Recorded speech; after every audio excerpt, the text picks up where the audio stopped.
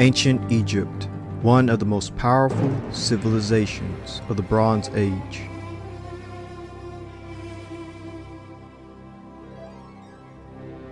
Conqueror of Nubia, breadbasket of the known world. Land of great wealth and beauty. Tamer of the Nile River,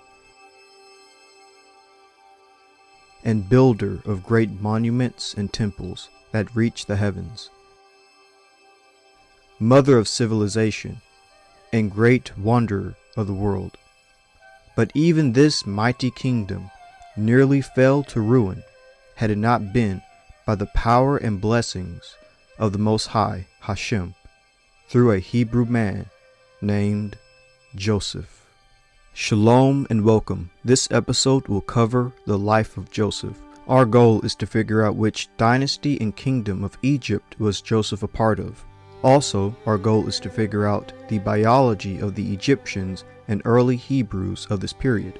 Our final goal is to see what modern human populations share similar genetic ancestry to populations living in Egypt during the dynasty and period of Joseph. According to Genesis chapter 41, verse 45, and Genesis chapter 46, verse 20, Joseph married an Egyptian named Asenath, who was the daughter of Potiphar, the priest of On, and from this union came Manasseh and Ephraim. And Pharaoh called Joseph's name Zaphnath-Paaneah, and he gave him to wife Asenath, the daughter of Potiphar, priest of On. And Joseph went out over all the land of Egypt. And unto Joseph in the land of Egypt were born Manasseh and Ephraim, which Asenath, the daughter of Potiphar, priest of On, bare unto him. From the union of Joseph the Hebrew and Asenath the Egyptian came Manasseh and Ephraim. What's interesting about this union is that Manasseh and Ephraim would be half Hebrew and half Egyptian, genetically speaking. The Proto-Hebrew population admixed with 12th dynasty Middle Kingdom Egyptians. And Middle Kingdom 12th dynasty Egyptians had Nubian admixture and ancestry, from the pharaohs to the governors and the priests, and even the local Egyptian population itself. Egyptians of this time were basically Egypto-Nubian.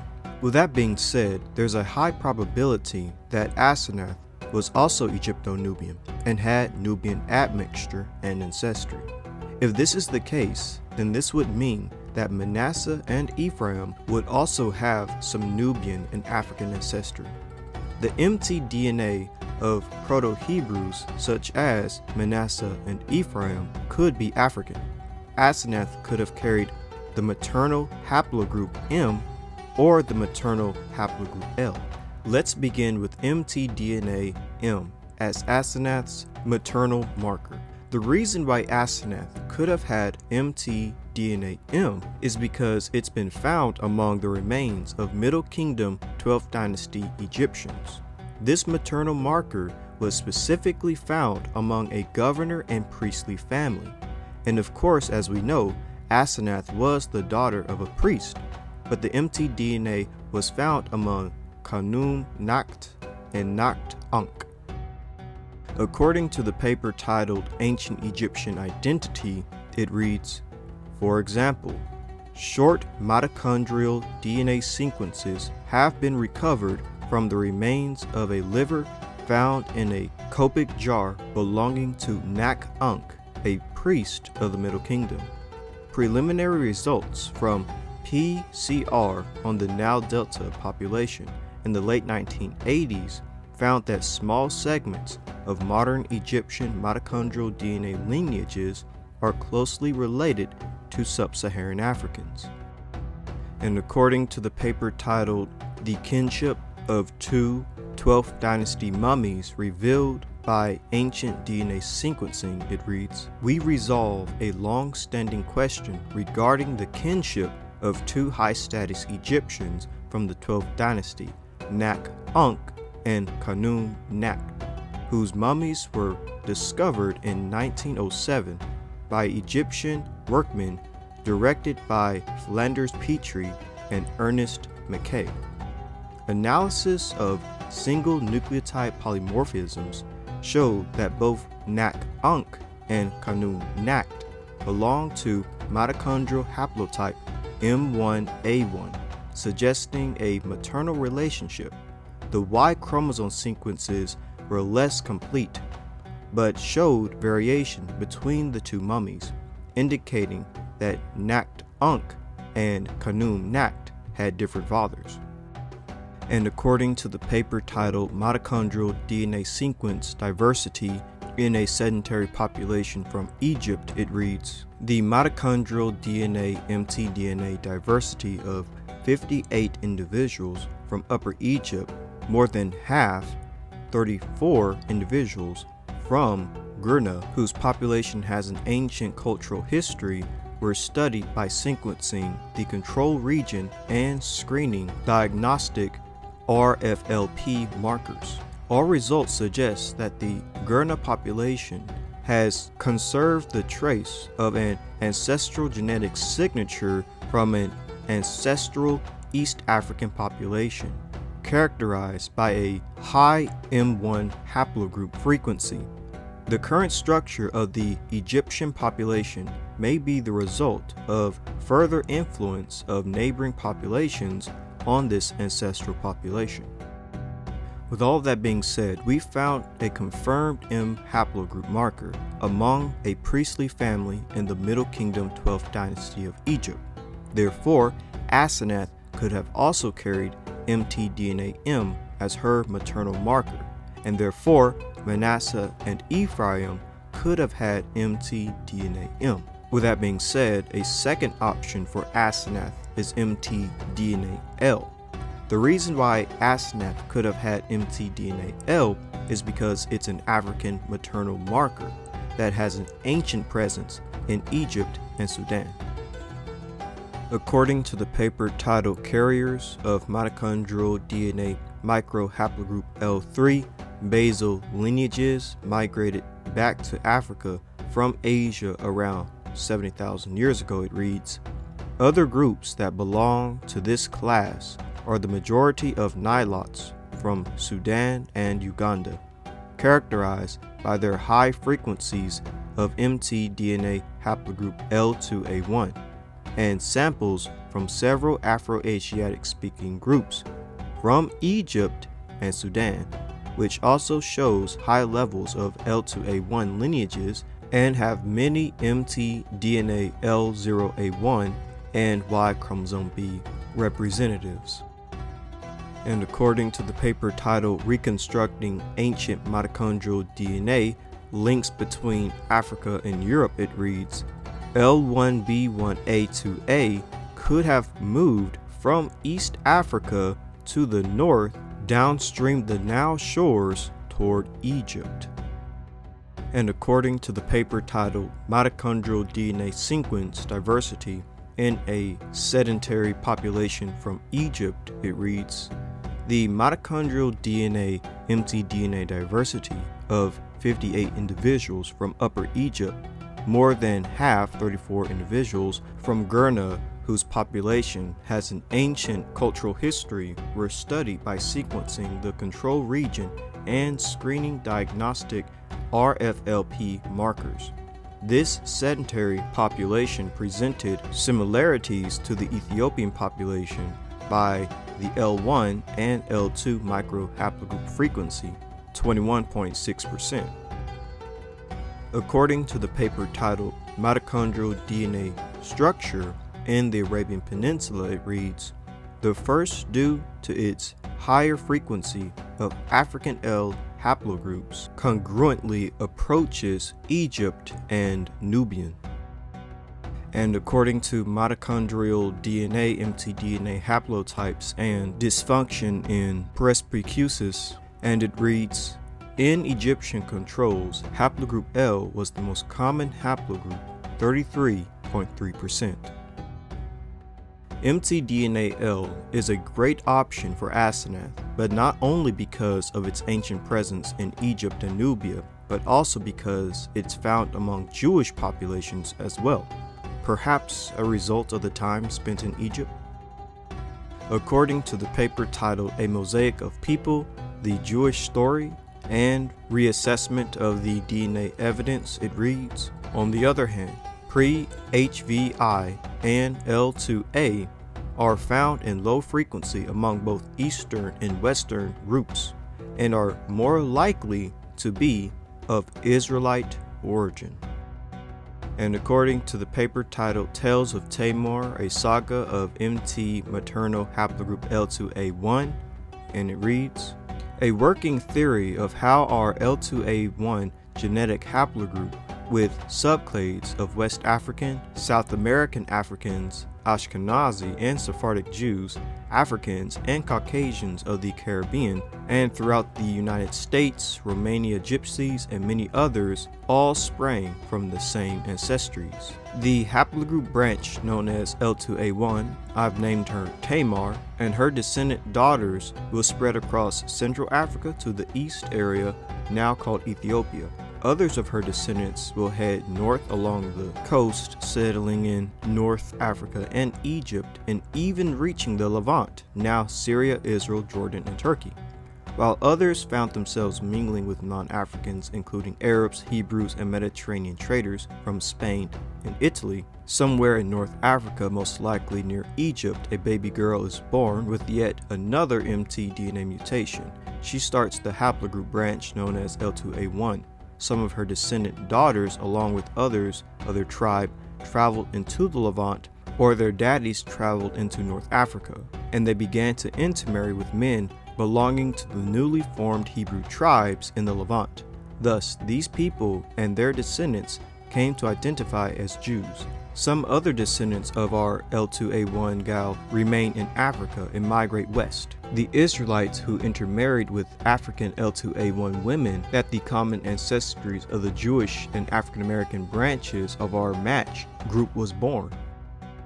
And according to the paper titled 60,000 Years of Interaction Between Central and Eastern Africa documented by major African mitochondrial haplogroup L2, and it reads, L2A1 is the most complex subclade within L2A, and it harbors lineages from all African regions, as well as lineages from other continents, including non-African branches such as L2A112A connected to Ashkenazi Jewish diaspora.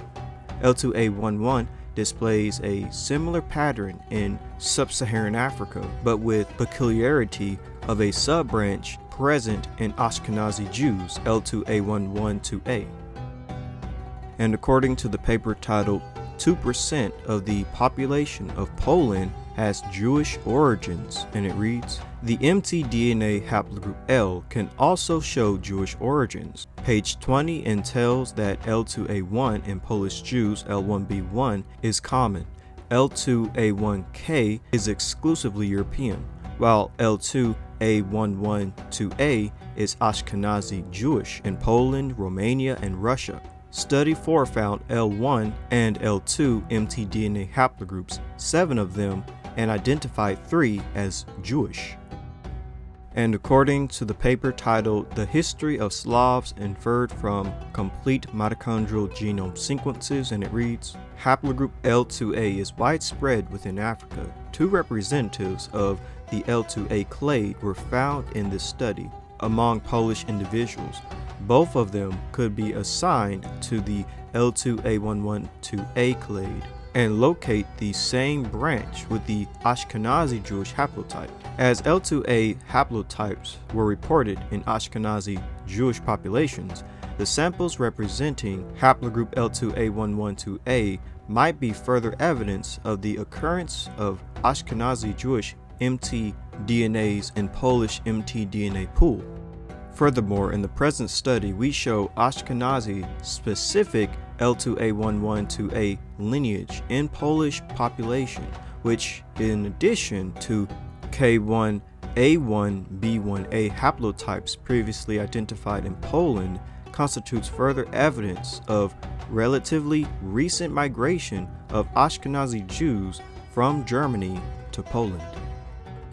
These African mtDNA markers could have entered the Jewish or Israelite population due to their stay in Egypt, but the fact of the matter is there was African admixture among the early Hebrew population. Proto-Hebrews like Joseph admixed and had children with Egypto-Nubians because Egyptians in the Middle Kingdom 12th Dynasty period had strong Nubian admixture and ancestry. This means that the early Hebrew population and even early Israelites, like the tribes of Manasseh and Ephraim, had African ancestry.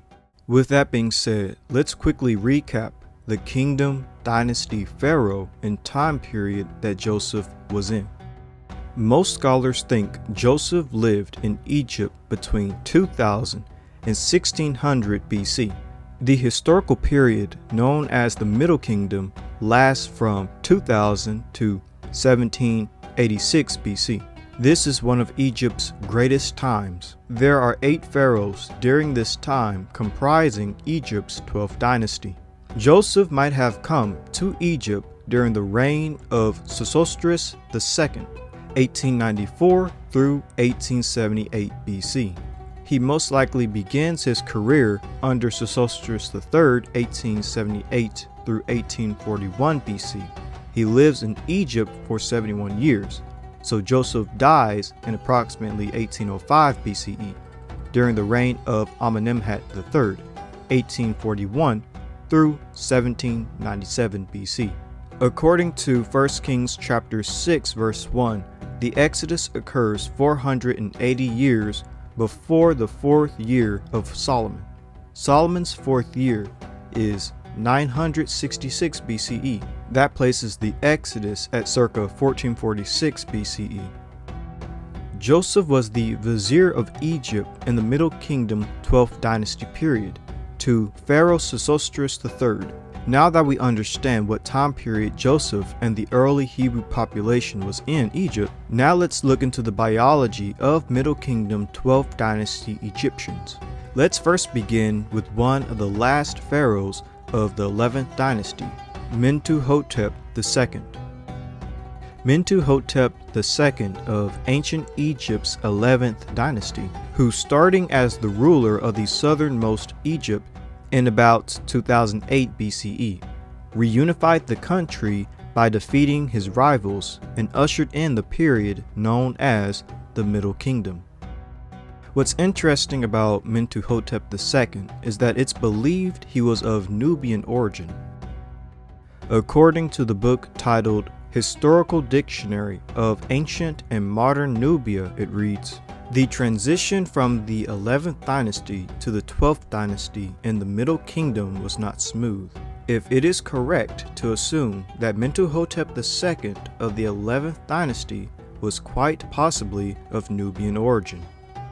And according to the book Ancient Egyptian Imperialism, it reads, "There are other reasons to think that Mentuhotep II preferred to employ diplomacy in his relation with Nubian rulers. Scholars have long noted that in certain funerary monuments, the black skin of Mentuhotep's subsidiary wives is deliberately contrasted with the pale pigmentation of their maidservants, as well as with the ruddy brown skin of male attendants.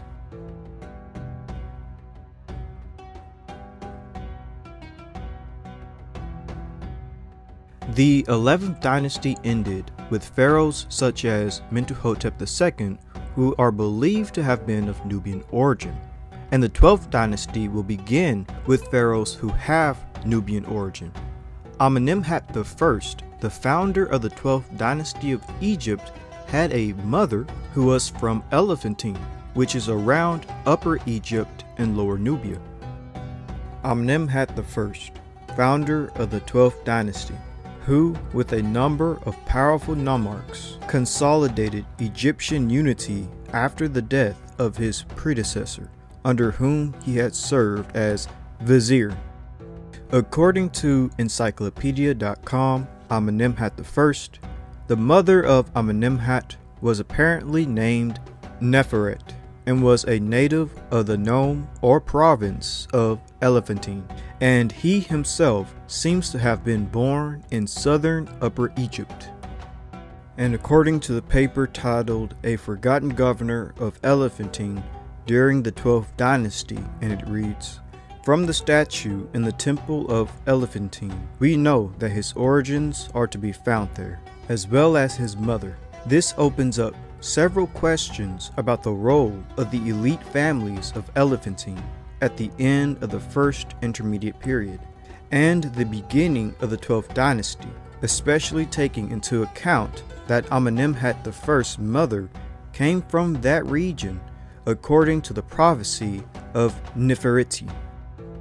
And according to the book titled A History of Ancient Egypt, it reads, Amenemhes himself was not a Theban, but the son of a woman from Elephantine, called Noferet, and a priest called Sesostris, the man of the great goddess. And according to the book titled Chronicle of the Pharaohs, it reads, according to Manetho, the 12th dynasty consists of 7 kings from Thebes. Our present lists agree with the addition of a queen, Sobek Neferu, at the close of the dynasty. The first king of the dynasty was Amenemhat I, and assuming that it was he who had been vizier to Mentuhotep III, he seems to have risen from humble parents. An inscription from Karnak records a God's father, Senuseret, a commoner, as the father of Amenemhat. His mother, Neferet, came from the area of Elephantine. Amenemhat was thus of Upper Egyptian origin, and his religious allegiance was to the god Amun. And according to the book titled Encyclopedia of Ancient Egypt, it reads, Amenemhat I was a commoner, the son of one Sesostrit, and a woman named Neferet, lists as prominent members of a family from Elephantine Island.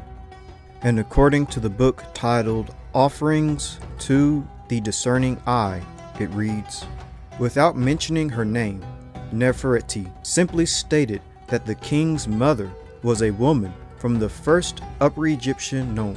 Historians are in general agreement concerning Amenemhat I's descent from that part of Egypt, as well his plebeian origin. And according to Median Project Elephantine, or the Elephantine Island, is an island on the Nile, with a large number of ancient Egyptian archaeological sites forming part of the city of Aswan in Upper Egypt. The island is located just downstream from the first cataract at the southern border of Upper Egypt with Lower Nubia.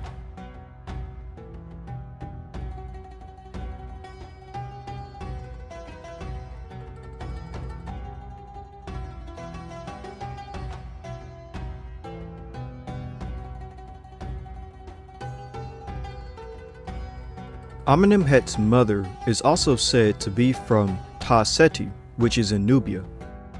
According to the book titled Historical Dictionary of Ancient Nubia, it reads, Amenemhat I, this founder of Dynasty 12 in the Middle Kingdom. Textual evidence suggests that Amenemhat I had a Ta-Seti or Nubian mother and may have been born at Elephantine in Aswan.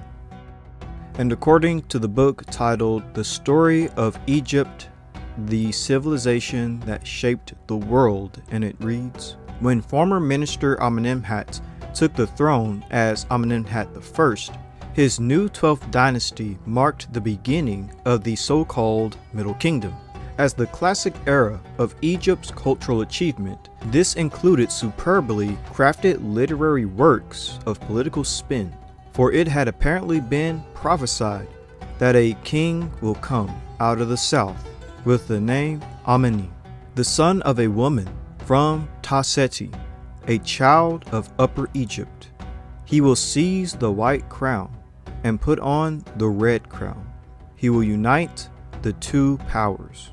Since Ta-Seti was the most southern region of Egypt, this implies that his mother was probably of Nubian descent and part of the Theban court. And according to the book titled Kingship, Power, and Legitimacy in Ancient Egypt, Chapter 5, the beginning of the 12th dynasty, and it reads, a literary text, the prophecy of Nefertiti, is used to shed light on the beginning of the reign of Amenemhat I. Then a king will come from the south, Ameni, the justified, by name, son of a woman of Taseti, child of Upper Egypt. The name Ameni is short for Amenemhat. And according to Encyclopedia of Ancient Egypt, it reads, Amenemhat, founder of the 12th dynasty, the prophecy of Neferu, also called Nefertiti, describes Admixture I as the son of a woman of Nubia, or of the Elephantine area in modern Aswan. And according to the University of Chicago, Ancient Nubia, A group 3800 through 3100 BC, the earliest writing of Taseti, land of the bow, an ancient Egyptian name for Nubia.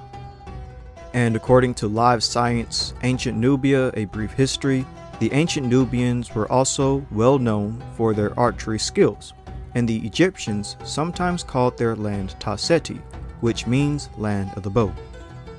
Amenemhat I's mother is basically a Nubian. She's coming from places either in Upper Egypt and Lower Nubia, or coming just directly from Nubia itself, places south of Egypt, which is all basically Nubian territory, or places heavily populated by Nubians. Therefore, Amenemhat I's mother is basically being called a Nubian. And according to the book titled The International Standard Bible Encyclopedia, and it reads, in fact, Amenemhat I, founder of the 12th dynasty, may have had a Nubian mother. And according to the book A History of Ancient Egypt, and it reads, the founder of the 12th dynasty restored order. Amenemhat I, whose family seems to have been politically unimportant before and whose mother came from Nubia, seized the throne around 1985. And according to the book Ancient Egyptian Imperialism, and it reads, the reign of the first 12th dynasty ruler, Amenemhat I, despite the fact that Amenemhat's own mother was apparently of Nubian origin. So the founder of the 12th dynasty of Egypt, Amenemhat I, had a Nubian mother. Amenemhat is also the ancestor of all the 12th dynasty pharaohs. Their entire bloodline goes back to him, including the pharaoh that Joseph would have served under. With that being said, there was Nubian admixture in the pharaohs of the 12th dynasty. According to the book titled Were the Ancient Egyptians Black or White, it reads, the 12th dynasty 1991 through 1786 BCE originated from the Aswan region. As expected, strong Nubian features and dark coloring are seen on the sculpture and relief work.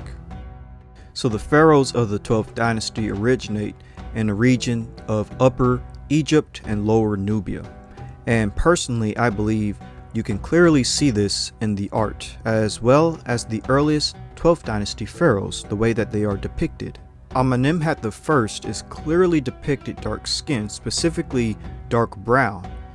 Then there's his son, who's depicted in a similar manner, Senusret I, who is also clearly depicted with very dark skin, specifically dark brown, and also his son as well, Amenemhat II, is also clearly depicted with very dark skinned, specifically dark brown. By the way, to the far left is Amenemhat I, the founder of the 12th dynasty.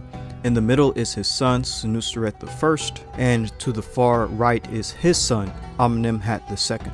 So the Pharaonic bloodline of the 12th dynasty had Nubian admixture, and you can especially tell with the earliest bloodline of this dynasty, Amenemhat I, Senusret I, and Amenemhat II. But it would also seem like the general Egyptian population also had Nubian admixture in this time of the Middle Kingdom 12th dynasty. Apparently, there was a relationship and intermarriage between Egyptians and Nubians. According to the book titled Ancient Nubia, Egypt's Rival in Africa, and it reads, for example, Nubian bowmen settled at Gebalim during the first intermediate period. Married Egyptian women were buried in Egyptian style and soon are no longer distinguished from Egyptians. And according to the book The International Standard Bible Encyclopedia, it reads, a certain amount of intermarriage took place between Egyptians and Nubians, since the two peoples were ethnically related to each other. So not only did the pharaohs experience this Nubian admixture, it would also seem like the general Egyptian population experienced Nubian admixture as well. With that being said, it would seem like this Nubian admixture didn't just reach the pharaohs and the average 12th dynasty Egyptians. Nubian ancestry was also among governors, nobles, and priests. Take Shamai as an example. According to the article 4,000-year-old tomb discovery sheds new light on lies of Egyptian noblemen, and it reads, a team of archaeologists has uncovered the tomb of the brother of Serenput II, one of the most important Egyptian noblemen of the 12th dynasty. The discovery reveals new details about those who lived within the corridors of power during the period. The mummy was discovered along with a coffin inscribed with his name, Shamai, believed to belong to the brother of Serenput I, a nomarch who served during the reign of Pharaohs Senuseret II and Senuseret III, more than 3,800 years ago.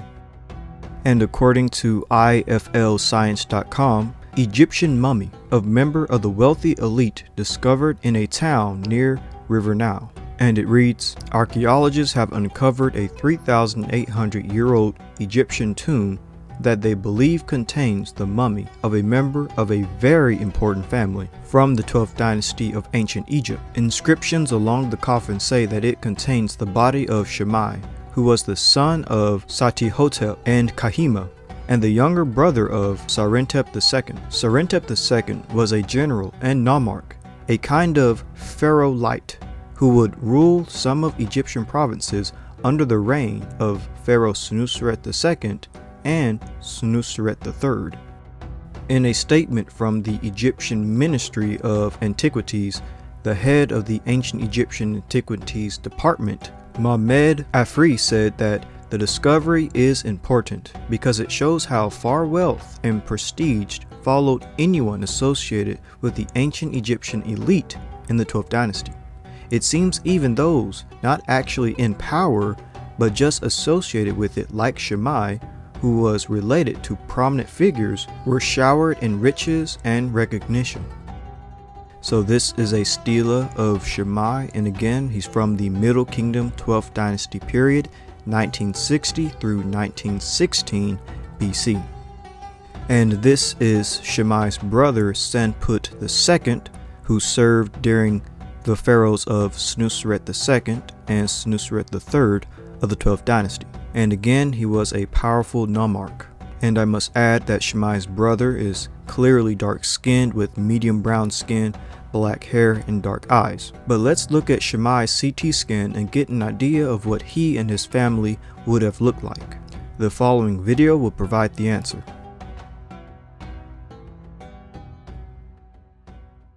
And that was unexpected. But the CT scan has one more surprise for Alejandro: Shamai's ethnicity.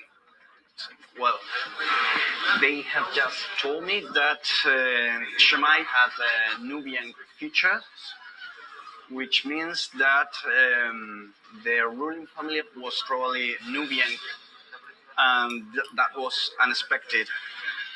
Examining Shamai's anatomy closely, the thickness of his bones and the shape of his nasal cavity, the anthropologists think he was a black African, likely from neighboring Nubia. A huge revelation that challenges the prevailing image of the Egyptian ruling class. We always thought the ancient Egyptian elites were Mediterranean type, And in this sense, Shamai is representing the society of the frontier, in which different ethnic groups were mixed. At the end, it doesn't matter the color of your skin. Shamai was Egyptian. So according to Shamai CT scan, he was a black African. He was Nubian, and his family was a nomarch in the Middle Kingdom 12th dynasty period, specifically under Snuseret II and Snuseret III. So not only did the pharaohs experience this Nubian admixture, but it also seems like the general Egyptian population experienced Nubian admixture as well. With that being said, it would seem like this Nubian admixture didn't just reach the pharaohs and the average 12th dynasty Egyptians. Nubian admixture was also among governors, nobles, and priests. Take Khnum Nakht as an example. He bears the title son of a governor, and Wab priest of Khnum, lord of Shashhotep, an Egyptian city. This man, Khnum Nakht, had a father that's believed to be Nubian. This source comes from the Manchester Museum, and it reads, "The two brothers came from Deref in Middle Egypt and originate from the 12th dynasty, circa 1985 through 1773 BC. Their burial was the finest non-royal tomb found in that area. Left body coffin of Khnum Nakht, wooden coffin, held the body of the Negroid brother." The inscriptions of the coffins state that Khnum Nakht was a great Wab priest of the local god Khnum, and both his father and grandfather bore the title of local mayor, although neither is named. This slight variation in the inscriptions, taken in conjunction with the men's marked anatomical differences, may indicate that their mother had two husbands, and that the father of Khnum Nakht possessed Nubian ancestry. During much of Egypt's history, there was a certain mingling of the peoples of Nubia with those of Egypt at all levels of society. The objective was to produce pictures using the clay busts as models. A sketch of Khnum Nakht left was made. He would seem to have been a man with strong features, all somewhat negroid in appearance. Skeleton of Khnum Nakht shows he probably reached early middle age and that the skull was negroid. And according to the paper titled "The Two Brothers, an Enlightening Study of Ancient Egyptian Teeth," and it reads, "The skulls were found to be strikingly different, with that of Khnum Nakht being markedly prognathinous and Nakht Ankh orthognathious. The protrusive nature of the maxilla and mandible of Khnum Nakht resulted in the conclusion that he was of black African descent, possibly Nubian. Although Khnum Nakht is believed to have a father that was negroid and Nubian, both Khnum Nakht and his brother Nakht Ankh shared the same mother. When their DNA was tested, the two brothers indeed have different fathers, but they shared the same mother, and according to DNA, their mother was of African origin. According to the paper Ancient Egyptian Identity, it reads, for example, short maternal DNA sequences have been recovered from the remains of a liver found in a canopic jar belonging to Nakht Ankh, a priest of the Middle Kingdom. Preliminary results from PCR on the Nile Delta population in the late 1980s found that small segments of modern Egyptian mitochondrial DNA lineages are closely related to sub-Saharan African lineages.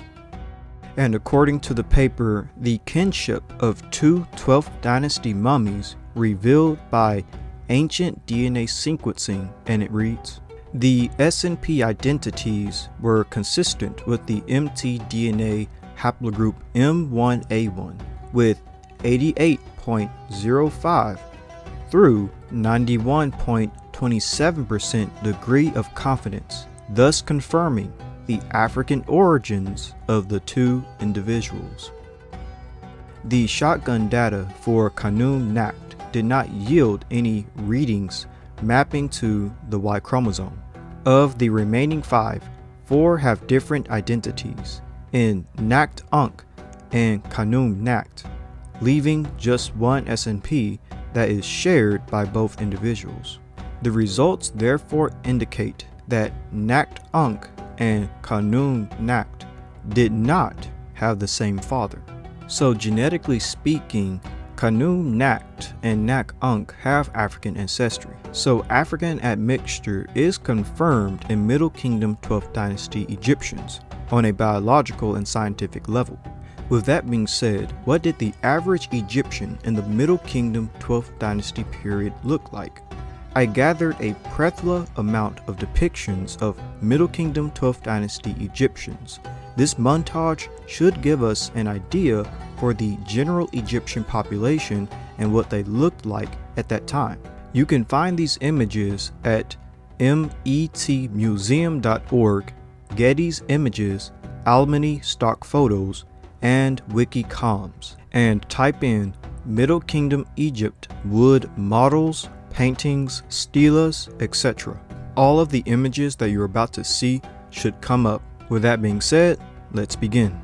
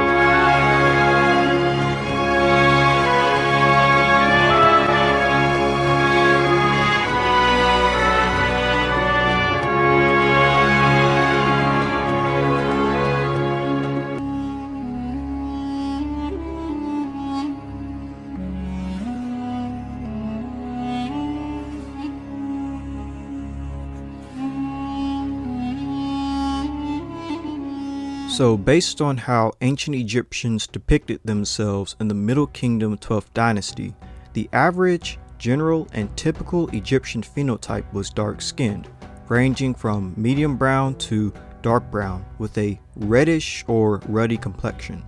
They also have black, thick, curly hair and dark brown eyes. This is what the average, typical, and general Egyptian looked like in the Middle Kingdom 12th dynasty period. And according to everything that we've covered, from the pharaohs to the governors, nobles, and priests, and the general Egyptian population, they all had Nubian ancestry and admixture. Therefore, I would say that Middle Kingdom 12th dynasty Egyptians were Egypto-Nubian, genetically and phenotypically. Hopefully this video was educational and beneficial. Be blessed, and shalom.